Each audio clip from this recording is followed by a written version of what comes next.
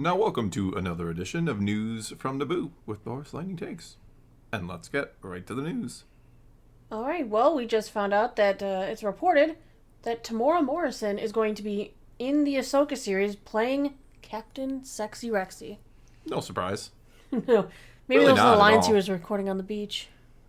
Yeah, we did that a while ago where he was on a random beach rehearsing lines and somebody filmed him. Yeah. Kind of strange to... I don't want to think what Dave Filoni would do if you caught him doing that. You were doing what? Where? What were you doing? Execute Order 66, but the other way around now. Taking out the clones. Oy. Because you only need to take out one. That's the thing with the clones.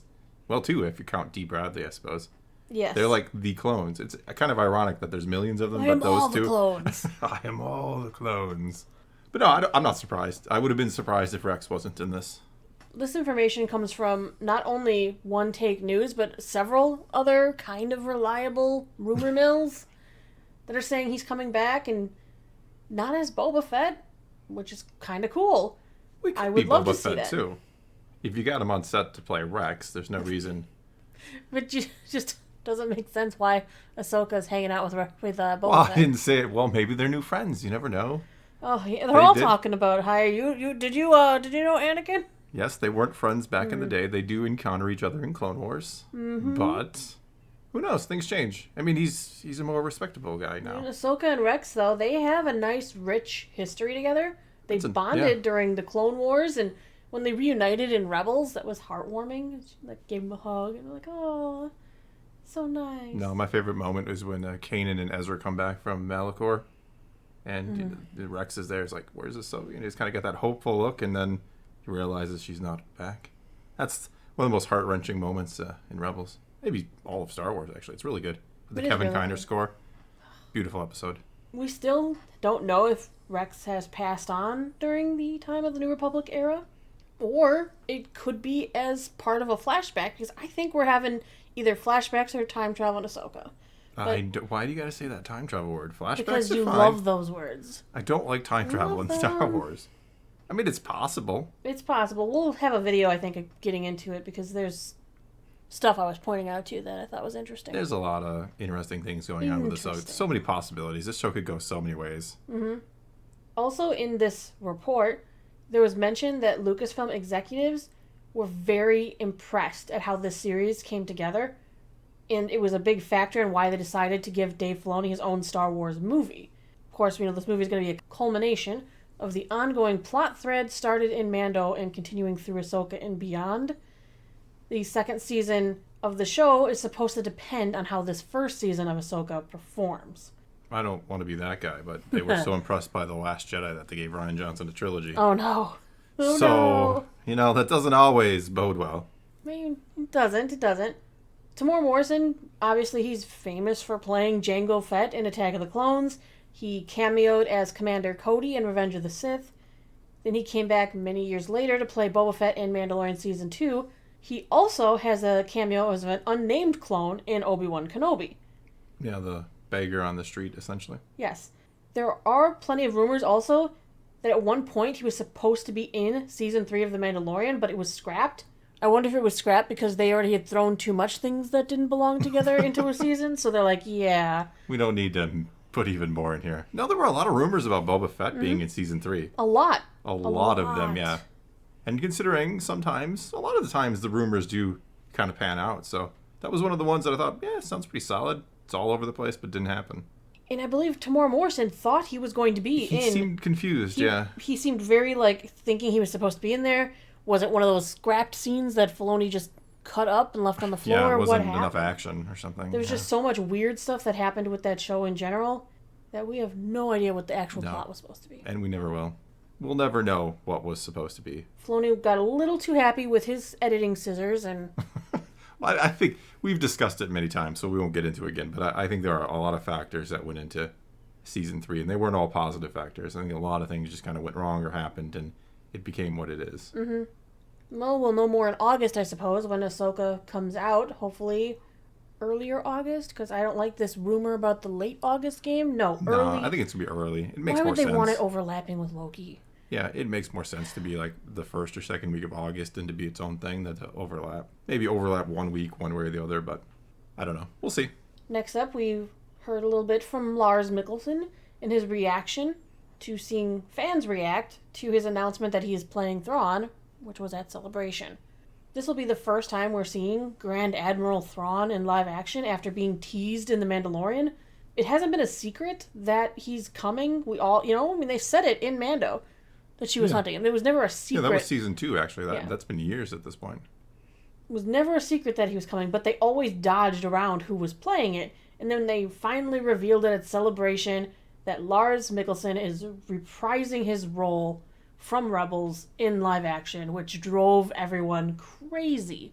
Yeah, I'm very happy about that. His voice has become the voice of Thrawn. He is the voice of Thrawn, so it'll be fantastic, just like it was with bo-katan, to carry that voice forward. Yeah. Yeah, like I've said before, when I read Thrawn back in the day before, obviously, Rebels, like I had my own kind of, I can't describe it, but I had my own voice for Thrawn, but he's replaced that in my head, so that's the biggest compliment I can give him. He replaced old Thrawn with new Thrawn, so. Lars Mikkelsen was part of an interview with Entertainment Weekly, and during the conversation, he confessed that he got really emotional after seeing the warm welcome that the fans gave him at the Celebration stage when he was announced as Thrawn. He said, "It was a very emotional moment that I didn't expect to have, but I think there's a lot of love to be taken care of from the audience, and I felt enormous gratitude. It was amazing. Never tried anything like that. I had a hard time actually keeping my tears back. I was tearing up. I didn't expect that." Yeah, sometimes you wonder how much they know what the characters mean to the fans. Mm-hmm. Because Thrawn is a character really obviously from the EU that isn't permeated throughout the whole fan base. The average person, Star Wars fan on the street, probably has really no idea who Thrawn is. Right, he was in that kids show, Rebels, and then... Well, yeah, exactly. But obviously, again, EU, he's a huge player, so he probably doesn't truly comprehend just how popular Thrawn is, despite having played him in Rebels. And it's one thing when you're playing a villain, you don't know how people are going to react to you playing a villain. Some people really want to root for the villains, but if you're not a good villain... We use the word villain loosely here. I know, he's an antagonist. But yes. Sorry. Well, no, in the new canon, he's really not much of a quote-unquote villain. I know he's the bad guy. Yeah, you're the villain of this show. Right. He also revealed that he didn't hesitate for even a second when Dave Filoni called him and asked if he wanted to play the part in live action. Did he realize he's blue? He said... he should. When Dave finally asked me if I wanted to do it, there were no doubts. Of course I wanted to do that. I'm so very excited. But as far as the transition between Rebels and the actual live-action character, I hope it works. I hope so, too. After it's always... the Grand Inquisitor, I hope it works, too. I was just going to say, there's been some rough transitions, so... Yeah, it's not easy to bring over animated characters. No, it's much easier to go the other way. Mm-hmm. So he looks all right. I don't think he's going to look just like, the Thrawn I think a lot of people have in their head from the EU, and the Thrawn we even see in Rebels. But I think he looks all right from the little bit we've seen of him so far. And I don't just mean the back of the head from the trailer. I mean the face that we got to saw in the extended trailer. Yes. We did spend time with this character in Rebels in the 6 canon novels.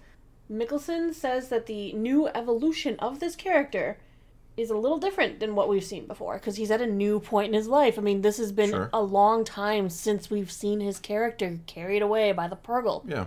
He's been doing who knows what, who knows where. We're close to... That could change a person. It's close to 10 years, so it's a long time. Same with Ezra. We don't exactly know the Ezra Bridger we're going to meet. I have a feeling it's not going to be what we expect. That's going to be where the big curveball comes in. Something's going to be up with Ezra. But Mikkelsen says, in many ways, it's the same character. He's based on the same material, but we needed to do this right. He's a top strategist. He's always 7 paces ahead of anybody else, and ruthless, of course, but only when it's needed, actually. I think he thrives also on the creativity of the surroundings. He's not using people in a bad way. He's using their creativity to reach his goals. Yeah, he inspires people. Mm-hmm. He does. He does. It's a very weird character. I say that unironically or not sarcastically. Mm-hmm. He really does. He also added at the end of this interview that to prepare for Ahsoka, he did not go back and watch Rebels. He already knows the story and wanted for Thrawn to feel familiar, but also acknowledge that this character is new in some ways. And he wanted to create something new. I'll give him a pass. Well, I mean, he was did the play the character. You don't need to. I guess you don't need to watch it then. I'm hoping he watched it originally. Mm-hmm. You never know. Sometimes they don't. Even if he didn't watch it originally, he still spoke all of his lines and everything. No, but I'm okay with a new phase of Thrawn's life, as long as he's not like some kind of radical departure from what we know and expected. What if he's a hermit living on an island and Ahsoka shows up and hands him a lightsaber? Hands him a blaster and he just throws it away? Hands him a piece of art. It's a piece of art. Tosses it over his shoulder. I don't do art no more. Oh, God. I'm a blood instrument now. I have no interest in the finer things. None. No. Anyway, on that sad note, I think that's going to be all we got for you this time. So now it's your turn to take to the comments below and tell us what you think of any and all of today's news, and let's talk some Star Wars. And until next time, thanks for watching.